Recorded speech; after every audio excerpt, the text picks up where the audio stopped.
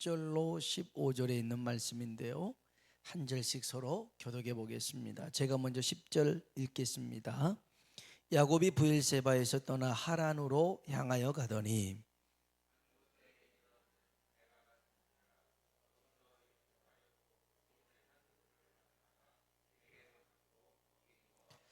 꿈에 본즉 사닥다리가 땅 위에 서 있는데 그 꼭대기가 하늘에 닿았고, 또 본즉 하나님의 사자들이 그 위에서 오르락 내리락 하고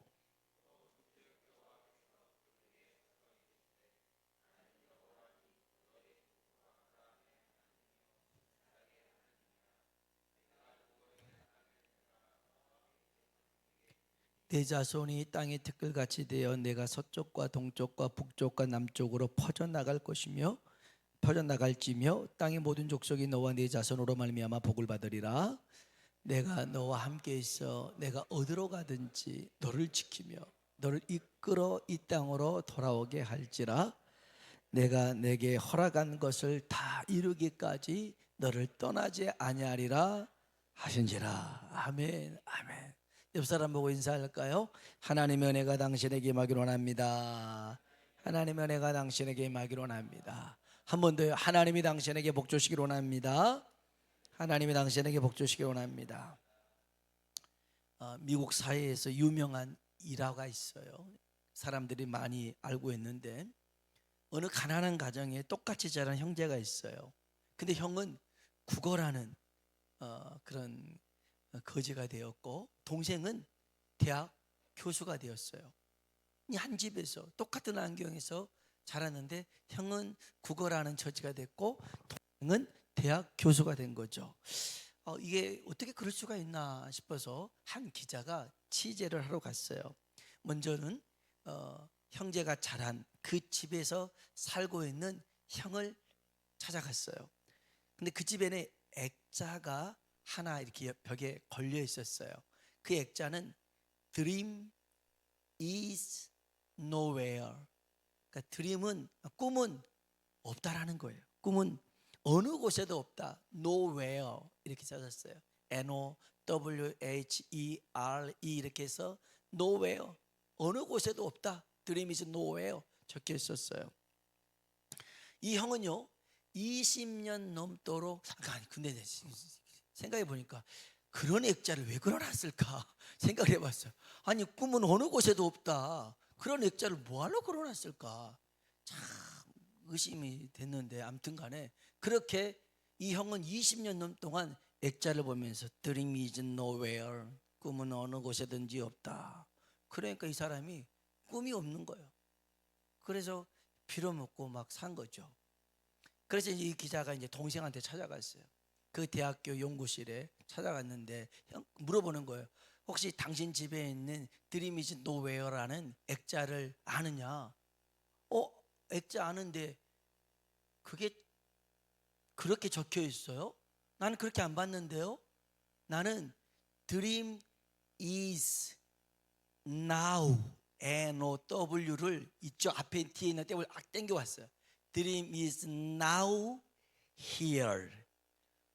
꿈은 바로 여기에 있더라는 거예요.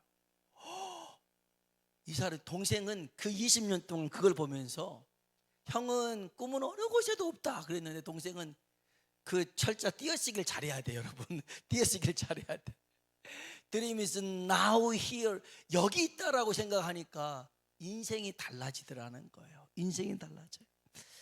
여러분 어떻게 보느냐, 어떻게 받아들이느냐에 따라서 삶의 방향이 완전히 달라질 수 있어요. 오늘 이 밤에 하나님의 약속이 성령의 조명하심 속에 밝히 비춰주셔서 깨닫게 해주시고 그 말씀대로 살아가는 은혜가 있길 주의 이름으로 축복합니다. 성경은 하나님의 약속입니다. 약속을 테스트먼트라고 그래요. 그래서 구약은 Old Testament, 신약은 New Testament라고 그래요. 그러면 구약은 뭐냐? 오실 그리스도에 대해서 설명하고 있어요. 신약은 오신 그리스도, 그래서 구약과 신약의 기준점이 누구냐면 예수 그리스도예요. 우리도 그렇잖아요. 기원 전과 기원 후를 나눌 때 예수님이 탄생을 기점으로 기원 전 BC, 기원 후 AD 예수님을 기점으로 하듯이 구약 성경과 신약 성경의 기준점이 뭐냐? 예수님이라는 것입니다. 성경은 하나님의 약속이신 예수님에 관한 이야기입니다. 성경은 예수님에 관한 얘기예요. 그래서 주님이 여러 사람들에게 너희가 알고 있는 이 성경은 나에 대해서 한 말씀이다 라고 천명하신 적이 있어요. 요한복음 5장 39절이에요. 같이 한번 요한복음 5장 39절 5장 39절 읽어볼까요? 너희가 성경에서 영생을 얻은 줄 생각하고 성경을 연구하거니와 이 성경이 곧 내게 대하여 증언하는 것이니라. 아멘. 성경을 연구를 잘하면 영생 얻을 줄 아는데 성경은 내게 대해서 나에 대해서 증언하는 거다. 예수님이 하신 말씀이에요. 그래서 성경은 예수님에 관한 이야기인데 더 정확히 얘기해 보면 예수님을 믿어 구원받는 이야기가 성경 이야기예요. 그래서 바울이 디모데에게 디모데후서 3장 15절에 이렇게 성경에 대해서 설명해 줘요. 읽어봅시다. 또 어려서부터 성경을 알았나니 성경은 능히 너로 하여금 그리스도 예수 안에 있는 믿음으로 말미암아 구원에 이르는 지혜가 있게 하느니라. 아멘. 성경은 그리스도 예수 안에 있는 믿음으로 구원에 이르게 하는 거야. 이렇게 얘기한 거죠. 성경이 기록된 목적이에요. 성경이 기록된 이유입니다. 여러분, 성경은 백과사전이 아닙니다. 성경은 변증서도 아닙니다. 세상에 있는 모든 이야기를 성경이 다 기록하지 않아요. 왜 성경에 공룡 얘기가 없냐? 그 성경에 공룡 얘기를 쓸 필요가 없어요. 쓸 필요가 없어요. 성경은 하나님의 약속이 왜 주어졌느냐, 그리고 어떻게 이루어졌느냐, 이것을 믿는 자는 구원받는다. 요 얘기를 써놓고 있는 거예요. 이 얘기를 논리적으로 증명하고 이해시키려고 노력하지 않았어요. 하나님의 말씀을 믿음으로 이것이 우리 가운데 나타난다, 이루어진다 선포하고 있는 게 성경이에요. 여러분, 믿음은 보이는 게 아니에요. 믿음은 바라는 것인데 바라고 원하는 근거가 뭐냐? 하나님의 말씀이라는 거예요. 오늘 저와 여러분이 이 성경 하나님의 말씀에 대해서 분명하게 어느 정도는 알고 있길 주의 이름으로 축복합니다. 자, 왜 이 얘기를 하냐면 오늘 본문에 야곱이 고향을 떠나요. 브엘세바를 떠나서 외삼촌이 살고 있는 하란이라는 곳으로 떠납니다. 근데 여러분, 여기서 오늘 두 가지를 유의해서 들어야 됩니다. 하나는 이 야곱이 여기서 꿈을 꿉니다. 꿈을 꿔요. 그래서 루스라는 곳에서 잠을 자는데 꿈을 꾸죠. 꿈에 사닥다리가 바닥에 있는데, 땅에 있는데 이 끝이 하늘 끝까지 다 있는 거죠. 자세히 보니까 천사가 여기 내려왔다가 올라왔다가를 계속 반복하는 거예요. 그리고 난 다음에 하나님의 음성이 들린 겁니다. 그래서 야, 여기는 하나님의 집인갑다. 그래서 베트엘, 엘은 하나님이고요, 베트는 집인데 베델 해서 하나님의 집으로 이름을 바꿔요. 자, 여기서 첫 번째, 여러분, 꿈이라고 하는 것은 구약이나 신약에 하나님의 말씀을 계시해 주는 수단으로 써져 있었어요. 그래서 구약에 그 요셉이 17살에 꿈을 꾸잖아요. 볕단이 있는데 자기를 향해서 11볕단이 절을 하더라. 하늘에 별이 있는데, 자기 별이 있는데 별들 해와 달도 자기한테 절을 하더라, 이런 꿈 꾸잖아요. 그러니까 구약에는 이런 꿈이 있었어요. 신약에도 이런 꿈이 있었는데, 마리아의 남편 요셉이 있거든요. 요셉에게 현몽합니다. 천사가 현몽해서 네 아내 데려오기를 두려워하지 말라, 이렇게 꿈으로. 현몽이 뭐냐면 꿈에 나타났다, 꿈이 현재로 나타났다, 이게 현몽인데, 그래서 꿈으로 말했어요. 지금도 가끔은 하나님이 꿈으로 말씀하신 경우도 있어요. 그렇게 영적인 체험을 통해서 하나님의 뜻을 보여주실 때가 있어요. 그런데 기억해야 될 거는 뭐냐? 내가 꿈꾸고 영적인 신비한 것을 경험한 것보다 더 중요한 건 하나님의 말씀이다. 이 성경이 우리 신앙생활의 기준이고 척도라는 거예요. 그래서 고린도전서 4장 6절에는 한번 따라합시다. 기록된 말씀 밖으로 넘어가지 말라. 아멘. 기록된 말씀 밖으로는 나가지 말라는 거예요. 항상 하나님께서 우리에게 주신 그 말씀이 우리 삶의 기준이 되어야 되더라는 거예요. 베드로후서 1장 20절로 21절에 보니까 성경 한번 봅시다. 읽어볼까요? 먼저 알 것은 성경의 모든 예언은 사사로이 풀 것이 아니니, 예언은 언제든지 사람의 뜻으로 낸 것이 아니요 오직 성령의 감동하심을 받은 사람들이 하나님께 받아 말한 것임이라. 아멘. 여기 보니까 성경의 모든 예언, 성경의 모든 말씀은 사사로이 풀어서는 안 된다는 거예요. 사사로이라는 게 뭐냐? 자기의 어떤 유익을 위해서, 자기의 이익을 위해서 그것을 문자적으로나 비유적으로나 시대적으로 해석해서는 안 된다는 거예요. 자, 보세요. 제가 꿈을 꿨어요.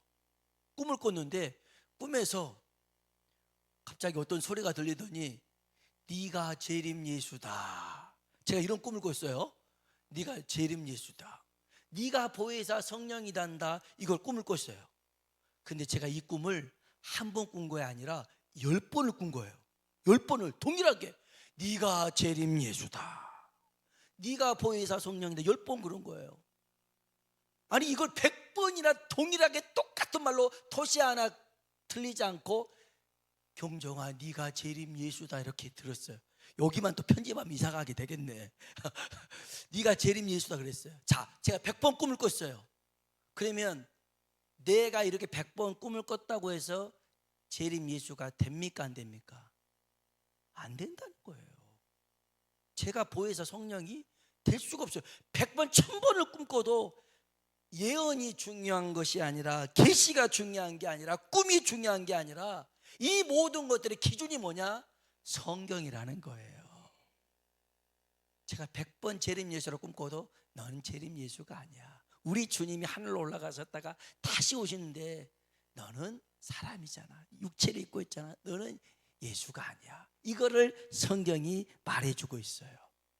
그래서 여러분, 우리가 꿈보다 중요한 것이 하나님의 말씀이고, 기적이나 체험보다 더 중요한 것이 뭐다? 하나님의 말씀이라는 거예요. 지금도 가끔은, 아주 가끔은 꿈으로 얘기를 하되, 그러나 그 근거도 뭐가 돼야 된다? 하나님의 말씀, 성경이 돼야 되더라는 거예요. 그래서 야곱의 꿈 얘기를 하면서 먼저 주의할 것이 이거 첫 번째고요. 두 번째는요, 우리의 감정이나 느낌보다 더 중요한 것이 하나님의 말씀이라는 거예요. 자, 보세요. 야곱이 고향을 떠나요. 브엘서바를 떠나서 하란으로 가는 이 시점에 야곱의 나이가 몇 살쯤 됐을 것 같아요? 야곱의 나이가, 야곱은 알다시피 극심한 마마보이였어요. 자기 주관이 없었어요. 자기 생각이 없었어요. 엄마 리브가가 시키는 대로 다 했어요. 엄마가 아빠 속여서 형 축복 받아라, 해가지고 그냥 하라는 대로 그냥 그 고기 갖다 주고 여기다가 양털로 막 해가지고 엄마가 하라는 대로 다 했어요. 다 했어요. 그런 게 야곱이었어요. 엄마 말 따라서 너 이제 여기 있으면 형이 너 죽인다고 하니까 저 삼촌 집에 며칠 가 있어. 알았지? 찍소리 하지 말고 가 있어. 해서 야곱이 가요. 자, 요때 야곱의 나이는 여러분 생각에 10대였다. 10대. 한 그래도 20대는 아니었을까? 20대. 언젠가 한 번은 손을 들어야 돼요. 잘 생각을 하세요. 언젠가 한 번은 손을 들어야 돼. 야곱의 나이가 한 10대였을 것이다. 그래도 한 20대 정도? 30대? 30대 나왔어요. 40대? 40대? 50대? 60대? 70대? 70대도 한 명 나왔어요. 80대? 90대? 안 되는 사람 안 된다니까. 여러분, 요때 야곱의 나이가 몇 살이었냐면 70대였어요. 70대였어요. 성경에 보니까 야곱이 애굽에서 요셉을 만나요. 그때 요셉의 나이가 30살에 애굽의 총리가 돼요. 7년 동안 풍년이 들어요. 그리고 또 7년 동안 흉년이 드는데 흉년이 든 2년째에 그러니까 39살 때에 아버지랑 만나요. 성경 한번 봅시다. 창세기 45장 5절로 6절입니다. 같이 한번 읽어볼까요? 당신들이 나를 이곳에 팔았다고 해서 근심하지 마소서, 한탄하지 마소서. 하나님이 생명을 구원하시려고 나를 당신들보다 먼저 보내셨나이다. 이 땅에 2년 동안 흉년이 들었으나 아직 5년은 밭갈이도 못하고 추수도 못할지라. 아멘. 다시 얘기합니다. 요셉이 30살에 총리 됐어요. 7년 흉년, 풍년이 먼저 들었어요. 37이죠. 이제 7년 흉년이 드니까 2년 됐으니까 39입니다. 39. 요셉 나이 39살에 야곱이 요셉을 만나는데 야곱의 나이가 130살이었어요. 성경 봅시다. 창세기 47장 9절입니다. 47장 9절 읽어볼까요? 야곱이 바로에게 아뢰되 내 나그네 길의 세월이 130년이니이다. 내 나이가 얼마 못되니 우리 조상의 나그네 길의 연조에 미치지 못하나 험악한 세월을 보내었나이다 하고. 아멘. 130살이었어요. 그러면 야곱이 요셉을 낳을 때가 91살이었어요. 91살. 그러면 야곱은 외삼촌 라반의 집에서 20년 있었어요. 그러면 71겠죠. 물론 그 전에 이제 요셉 낳았으니까 더 나이가 있어요.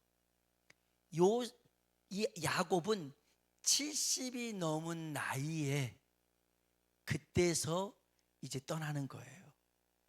저는 성경을 처음 봤을 때 야곱이 이렇게 엄마 말을 잘 들었으니까 야곱은 한 20대나 30대나 40대라고 생각을 했거든요. 70 먹은 할아버지였어요. 모쏠이었죠. 70 먹었는데. 그런데도 엄마가 시키는 대로 다 했던 그런 야곱이었어요. 70년 동안 살았지만 여러분 잘 들으세요. 야곱은 자기 하나님을 만나지를 못했어요. 지금으로 말하면 교회는 나왔어요. 교회는 한 70 먹을 때까지 교회는 주구장창 나왔어요. 예배를 그냥 주일마다 예배 드렸는데 하나님을 만나질 못했어요. 내 하나님이 없었어요. 내 하나님. 그냥 마누라가 교회 다니라고 하니까 나왔어요. 부모님이 교회 나가라고 하니까 끌려 나왔어요. 그냥 왔다 가고 했지만 내 하나님이 없었어요. 야곱은 자기 하나님이 없었어요. 그렇게 살았어요. 그러면서 그가 이제 저 하란으로 떠날 즈음에 하나님을 만나는 거예요. 여러분, 여기서 중요한 것은 여러분이 느껴지고 여러분이 어렴풋이 생각하는 것이 중요한 게 아니라, 내 기준이 중요한 게 아니라 하나님의 말씀이 기준이 돼야 된다. 이 두 가지를 여러분이 먼저 기억해야 돼요.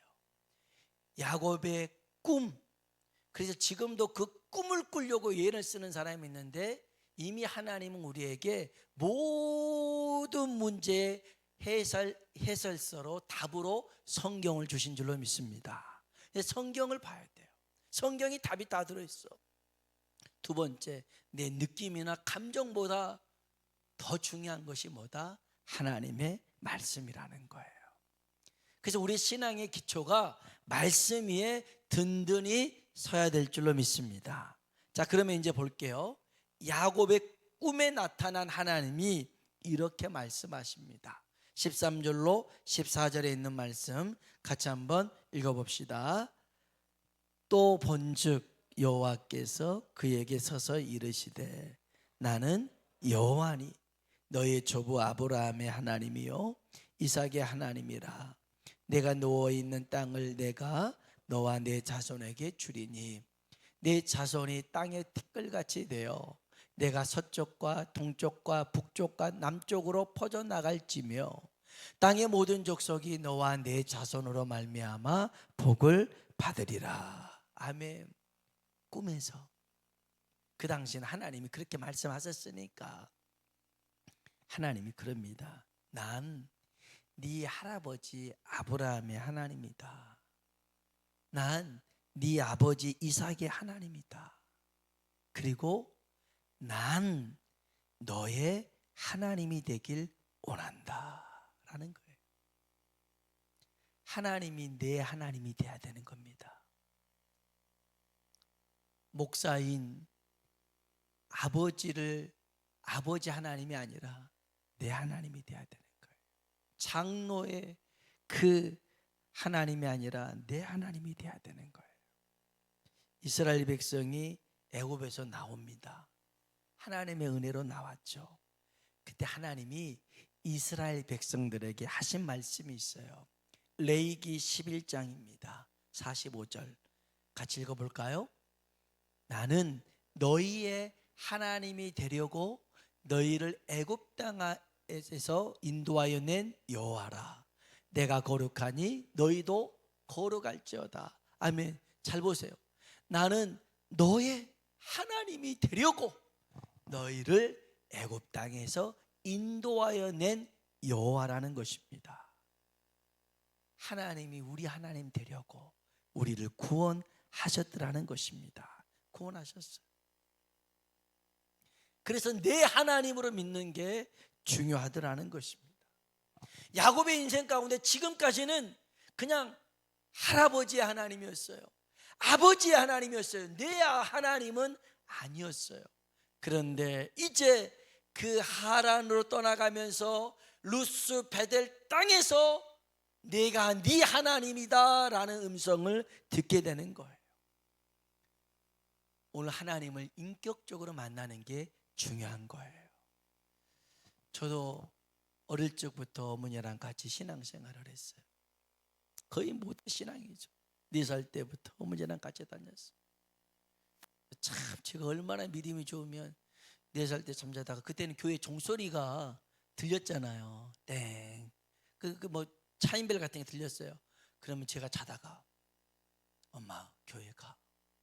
난 안 가면서 엄마를 깨웠다고 그러더라고요. 교회 가라고. 얼마나 믿음이 좋은지 몰라. 그래가지고는 어머니 따라서 교회를 다녔어요. 이제 주일학교 다니다가 주일학교를 졸업하고선 학생회를 가야 되는데 그때까지는 제가 정말 굉장히 부끄러움도 많은 그런 시절이 있어가지고 사람들하고 어울리기도 못하고 막 여자들 앞에서 막 창피해서 얼굴도 못 들고 막 그런 시기였어요. 그래갖고는 항상 어머니 치마만 잡고 쫓아다녔던 시절이 있었어요. 그러다가 고등학교 2학년 때 딱 학생회를 나가기 시작한 거예요. 근데 그 중간에 제가 성령님을 경험한 것이 중학교 2학년 때였는데 어머니랑 같이 지하 이발소에서 기도하다가 이 가슴이 막 뜨거운 거였어요. 막 불이 붙었는데 너무 뜨거웠는데 아무것도 없었어요. 그런 경험을 했지만 그게 뭔지 몰랐어요. 그리고 난 다음에 이제 고등학교 2학년 때 학생회를 나가면서 활동하면서 하나님을 인격적으로 만나기 시작했어요. 그래서 올출산기도원에서 하나님 앞에 매달려 기도하면서 방언도 받고, 그리고 이제는 내가 주의 길을 걸어가야겠다라는 그런 소명도 주셔가지고 나가기 시작했어요. 이제 그러니까 주변에서 누가 뭐라고 해도 흔들리지 않아요. 왜냐하면 하나님이 내 하나님이 되니까. 야, 하나님 없어, 하나님 어디 있냐, 그 말이 귀에 안 들려오는 거예요. 나는 살아계신 하나님을 만났으니까. 그 하나님이 나와 함께 계시는데 하나님이 어디 있느냐, 이 말이 나를 흔들지 못했더라는 거예요. 여러분, 하나님이 내 하나님 되시잖아요. 그럴 때 우리에게 주어지는 게 있어요. 우리 다시 창세기 28장 15절입니다. 같이 읽어봅시다. 내가 너와 함께 있어 내가 어디로 가든지 너를 지키며 너를 이끌어 이 땅으로 돌아오게 할지라. 내가 내게 허락한 것을 다 이루기까지 너를 떠나지 아니하리라 하신지라. 아멘, 아멘. 하나님이 내 하나님이 된다라고 하는 것은 하나님이 우리와 함께 하신다는 거예요. 내 곁에 계시고 나를 지켜주시고 나를 인도해 주시더라는 겁니다. 아마 여러분도 많은 경험을 했을 거예요. 여기까지 오면서 숱하게 그냥 죽을 고비도 넘겼을 겁니다. 저 역시도 그랬으니까. 근데 그때마다 하나님이 붙잡아 주셨어. 붙잡아 주셨어. 야, 이거 하나님의 은혜가 아니면 벌써 떠나도 오래전에 떠났을 것인데 하나님이 순간순간 붙잡아 주셨더라고. 순간순간. 그래서 사는 거예요. 그래서 사는 거예요. 하나님이 내 곁에서 나를 붙들어 주신 거예요. 때로는 다른 사람의 손길들을 통해서 하나님이 나를 붙들고 계시더라는 거예요. 어느 때는 내가 하나님을 놔요. 그런데 하나님은 여전히 나를 붙들고 계시더라는 거예요. 참 제가 부끄러운 얘기지만 신앙생활을 잘 하다가 잠깐 이탈할 때가 군대 생활이었는데, 군대에 있을 때는 제가 약간 반항기가 있었나 봐요. 그래서 술도 먹어보기도 하고 담배까지는 안 폈는데 술 먹고 막 그렇게 막 어용부용 보낼 때가 있었어요. 그래서 그때 분명히 제가 신학교 1년 마치고 갔는데 신학교 다닌다고 사람들이 알고 있는데 저 신학생이 술도 먹고 저 신학생이 막 그러니까 제 별명이 땡목이었어요. 중도 땡중이 있는데 너는 땡목사다. 그래서 땡목이었어요. 근데 이제 모르겠어요. 그때는 막 이등병 때 술도 마시고 막 일병 때 그랬는데 제가 충남 대천에서 근무를 했거든요. 그래서 집은 목포인데 한 번에 가는 게 없어요. 그 대천에서 그 다음에 저 대전으로 갔다가 서대전으로 갔다가 서대전에서 이렇게 가야 되는, 가는데 좀 굉장히 기차로 가는데 어려웠어요. 근데 한 번은 그 휴가 때 술을 이렇게 동기들하고 마시고 한 달 고참하고 마시고 이렇게 이제 가는데 그때는 기차 문이 지금은 다 닫혔지만 그 통로에 문이 열리기도 했었어요. 그래갖고는 제가 술김에 그냥 거기 문을 열고 이렇게 걸터 앉아가지고 덜컹덜컹하는 풍경을 보면서 잠들었나 봐요. 잠들었어요. 한참을 깨보고 나니까 그냥 여전히 앉아있더라고요. 그래서 잘 잤다 싶었더니 내 뒤에 한 달 먼저 온 고참이 제 허리띠를 꽉 붙들고 있더라고요. 잠자는 동안 앞으로 꼭으로 떨어지면 죽을까 봐 같이 술 먹었던 고참이 내 허리띠를 꽉 붙들고 있더라고요. 그때 죽었으면요 제가 천국 간다고도 장담도 못해요. 못해요. 근데 하나님이 믿음이 있어서 믿음이 있는 그 고참을 붙잡은 게 아니라 똑같은 놈들 그냥 해가지고 붙잡았는데 그렇게도 하나님이 붙잡아서 살리시더라고요. 하나님이 함께한다라고 하는 것은요, 내가 하나님의 손을 잠시 놓더라도 하나님이 내 손을 안 놓는 거예요. 안 놓는 거예요. 끝까지 하나님이 인도한다라는 거예요. 이 약속했잖아요. 야곱이 그 이후로 아주 정직하게 살았느냐, 진실되게 살았느냐? 그러지 않았어요. 하지만 하나님은 그 약속을 지키신 줄로 믿습니다. 그래서 우리가 해야 될 일이 뭐냐? 온전히 하나님을 신뢰하는 거예요. 온전히 하나님의 약속을 붙들고 사는 거예요. 달리 말하면 어떤 상황에도 흔들리지 않는 거예요. 어떤 문제 속에서도 두려워하지 않고 하나님을 바라보는 거예요. 왜요? 하나님이 내 하나님이시니까.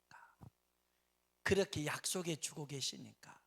오늘 이 믿음이 우리 가운데 있어서 늘 하나님과 동행하며 살아가길 주의 이름으로 축원합니다.